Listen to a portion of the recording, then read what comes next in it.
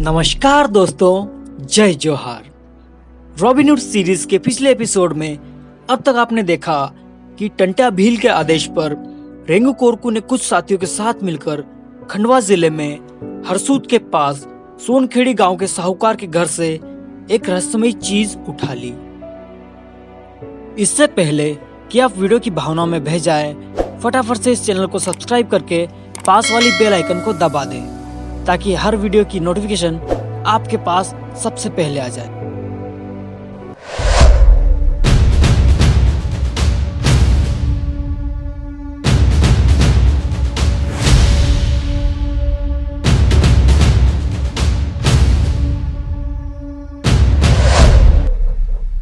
साल था 1878, नवंबर का महीना।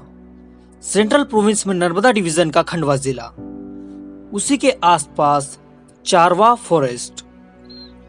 जैसे कि इस कहानी में अभी तक आपने देखा कि हरसूद तहसील के सोनखेड़ी गांव से एक बेहद गुप्त कागजों का बंडल चुराया गया। सोनखेड़ी का साहूकार उन दस्तावेजों को तलाश करने की बहुत कोशिश करता है, लेकिन लाख कोशिशें करने के बाद भी उसे इस चीज का कोई भी सुराग नहीं लगता। अब उसके पास इस घटना की शिकायत थाने में करवाने के अलावा और कोई दूसरा चारा नहीं था। वह अपने चौकीदार के साथ सोनखेड़ी गांव से 24 किलोमीटर नॉर्थ ईस्ट में छिपाबर थाने पर पहुंचता है। वहां के इंस्पेक्टर को उसने उस रात की घटना बताते हुए कहा, इंस्पेक्टर साहब, हम हमारे पिता की इकलौती संतान हैं, इसीलिए उनकी जमींदारी हमें सौगात के तौर पर मिली है, ताकि हम यूं ही हमारा और ब्रिटिश गवर्नमेंट दोनों का बखूबी ध्यान रख सके। और जैसा कि आप भी जानते हैं कि सरकार ने कर की रकम और बढ़ा दी है, ऐसे में मैंने आसपास के गरीब मजदूरों पर अपना शिकंजा और कस दिया था। अब टैक्स आपको ज्यादा देना पड़ता है, लेकिन जमीन तो उतनी ही है ना। हम तो ठहरे मालगुजार, पट्टे की रकम बढ़ाकर लिखवा ली थोड़ी बहुत जमीन अपने नाम। अब हुआ यूं कि जिन दस्तावेजों पर मैंने किसानों के अंगूठे के निशान लिए थे, कोई नामुराद उन्हें घर की तिजोरी से चुरा ले गया। इंस्पेक्टर साहब, आप हमारे अपने हैं, इसलिए ये सब बातें मैंने आपको बताई। आपसे एक विनती है कि थानेदार साहब को इस फर्जी दस्तावेज वाली बात पता नहीं चलनी चाहिए, नहीं तो पता नहीं क्या होगा। आप इस केस की छानबीन अपने स्तर पर ही कीजिएगा और कोई सुराग मिले तो तुरंत मुझे खबर भिजवाइएगा। अब मैं चलता हूँ। इतना कहकर साहूकार वापस अपने गांव लौट जाते हैं। वहीं सोनखेड़ी गांव के पास किसी अनजान जगह पर एक नकाबपोश दूसरे से कहता था, हमारी दूसरी कोशिश भी बेकार रही सरदार। अब उन गांव वालों तक पहुंचना और भी कठिन हो गया है। छिपाबर से कुछ पुलिस वाले सोनखेड़ी के आसपास पूरे इलाके पर नजर रखे हुए हैं और पहरा दुगुना कर दिया है।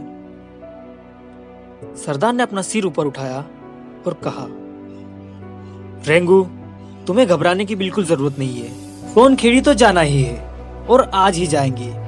रही बात पुलिस की, तो उसका उपाय है मेरे पास। ऐसा कहकर टंट्या भील अपने गिरोह के साथ सोनखेड़ी गांव की तरफ बढ़ने लगते हैं। रात के गुप्त अंधेरे में टंट्या सोनखेड़ी गांव में पहुंच गए। गांव के चौपाल पर पहुंचकर टंट्या भील ने घोषणा की। आवाज सुनकर पहले तो लोग डर गए, लेकिन जब टंट्या ने उन्हें बाहर आने को कहा तो धीरे धीरे सब लोग आकर इकट्ठा होने लगे।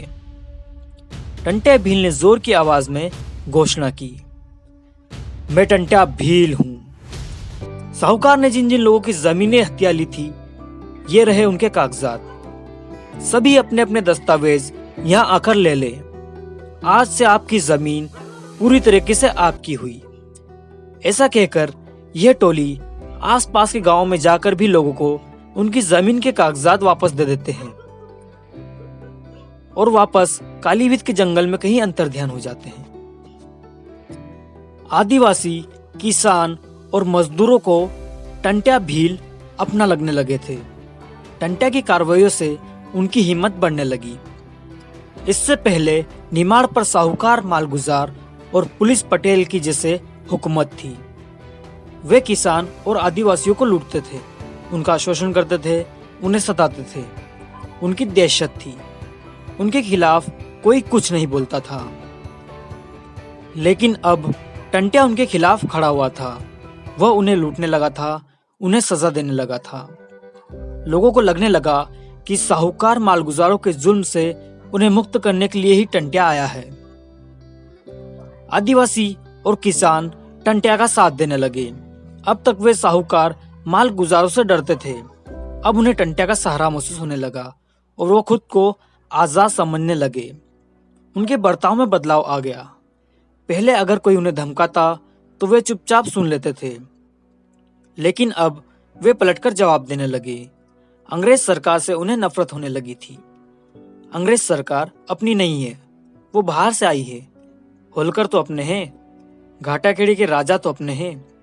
ये फर्क अब लोग समझने लगे थे। टंट्या भील के कारण उनमें राष्ट्रीयता की भावना बढ़ने लगी थी। वे साहूकार मालगुजार उन सब का अन्याय खत्म करने और गुलामी को उखाड़ फेंकने की बात करने लगे थे। वहीं दूसरी तरफ सतपुड़ा के जंगलों में बैठे बागियों को टंट्या भील ने कहा, साथियों, अब हमें एक और मकसद के लिए तैयार रहना है, जिसके बारे में दीपिया आपको विस्तार पूर्वक समझा देंगे। दीपिया ने गिरोह के सभी लोगों को अपने अगले ठिकाने की जानकारी दी। इसके बाद रेंगू कोरकू ने टंट्या भील से पूछा, मामा, अब अगला पड़ाव कहाँ है हमारा? इस पर टंट्या मामा ने जवाब दिया, केलवण गांव। लेकिन इससे पहले जेसु पटेल को संदेशा भिजवाओ कि हम अभी हरबंसपुर आ रहे हैं, उनके घर। क्या होगा अब आगे? आखिर क्या है ऐसा केलवण गांव में? और क्या होगा जब टंट्या भील हरबंसपुर जाकर जेसु पटेल से मिलेंगे? और हरबंसपुर में होने वाली इस मुलाकात के पीछे भी कोई नई कहानी या राज छुपा है? देखते हैं रॉबिनहुड सीरीज के अगले एपिसोड में। अगर आप इस चैनल पर पहली बार आए हैं तो सब्सक्राइब करो यार, हमें आपके सपोर्ट की सख्त जरूरत है। आपके सब्सक्राइब करने से हमें ऐसी ही और स्टोरीज बनाने में मोटिवेशन मिलता है। और हाँ, लाइक भी कर ही देना। आज के इस एपिसोड में इतना ही। आपसे मुलाकात होगी अगले एपिसोड में। तब तक के लिए जय जोहार।